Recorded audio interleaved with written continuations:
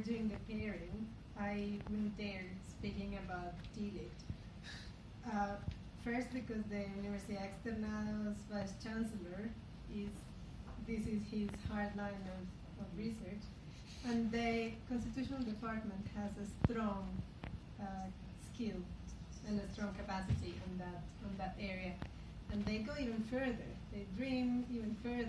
They go all the way to legitimate expectations.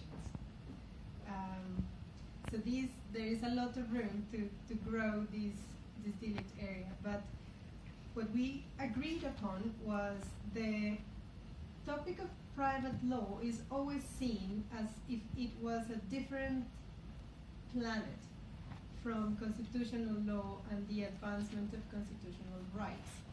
And the opportunity that this analysis is giving us in terms of the transition is to find out how it's not atomized, and actually the rights are materialized in all disciplines of life.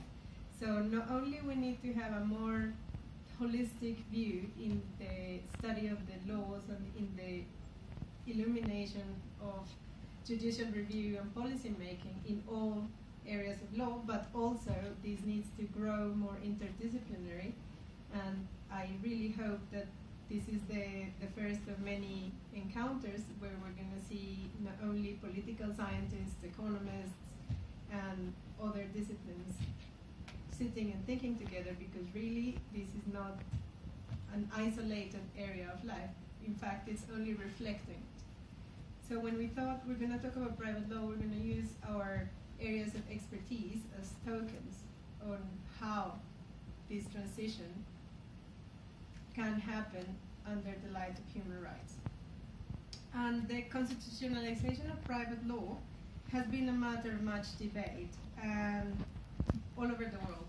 And in South Africa, you know better than me, but in Colombia, since the creation of the Constitution in 1991, we have come to one realization, and that is that the constitutional design of this current constitution and the previous one have had differential distributive effects on the people. And that has an importance in how we read and how we see things under the light of the Constitution. So fundamental rights internationally, in terms of international law, in economic law, for example, have seen a massive shift from the Seattle situation in the WTO to the tuna dolphin to the turtle USA until now, where they are finally waking up to the realization that, oh, fundamental rights do matter, and we are not going to separate it because they are inseparable. So if you don't know the cases I just mentioned, they come from the WTO multilateral system. So the application of private law in the transition will give life to the organic mandate of the Constitution. Our Constitution is made two ways.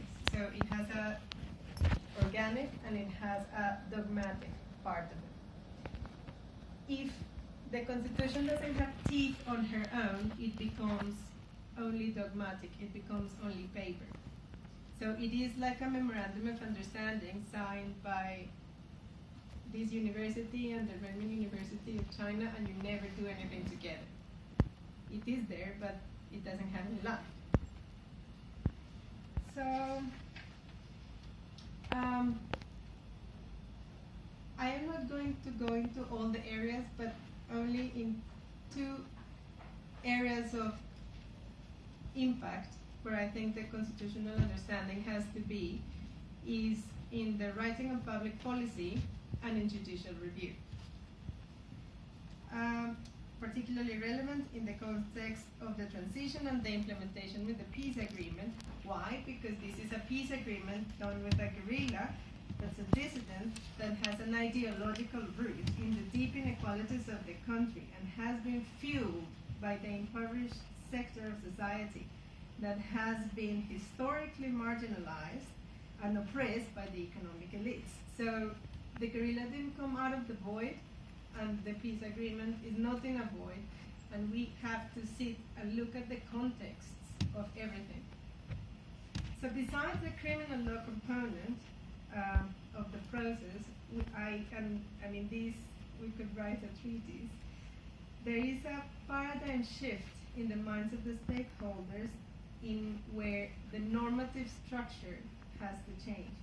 It is indispensable that judges can interpret the existing law and the new act under the light of the transition and of the agreements and of the Constitution. And I don't think we're quite there yet.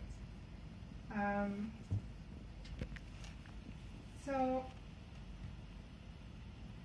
besides the fact that I want to make a comparative approach, because this is one of the areas where South Africa has done a quantum leap, and it has taken a very bold approach, and it has done very strong decisions which are difficult to make, and they can talk to themselves. And if we look at other comparisons, so for example, if we go and compare this policy with Chinese policy, then we will have more room to be more convinced that Colombia can change the outlook of the things they need to tailor-make it for the needs of Colombian protection of human rights and for the advancement of socio-economic rights.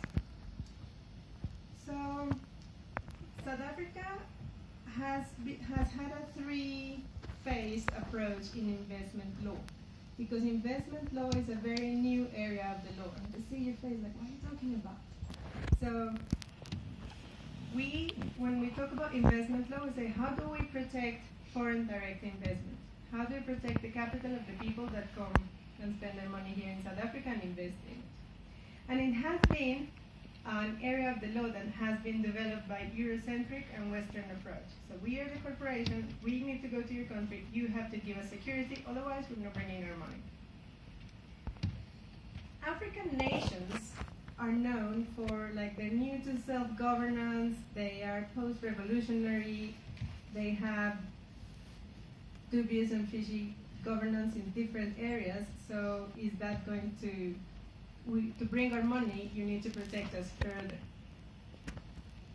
And there is political turmoil that adds the special conditions needed to the country. So if the investors, in the mind of the investor says, if you don't protect us, then we will not bring our money. And not only we will not bring our money, but we will not protect you with preferential access to our markets. So it is a double-sided sword where we are almost captive by the AGOAs and the agreements where they give us some preference to enter with our products, with our raw materials that they take and then they sell us more expensive, and they want to protect their mines and their corporations that come and they invest. But in what is it that they invest?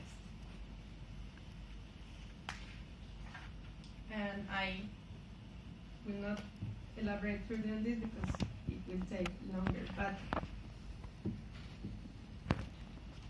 there's, in South Africa,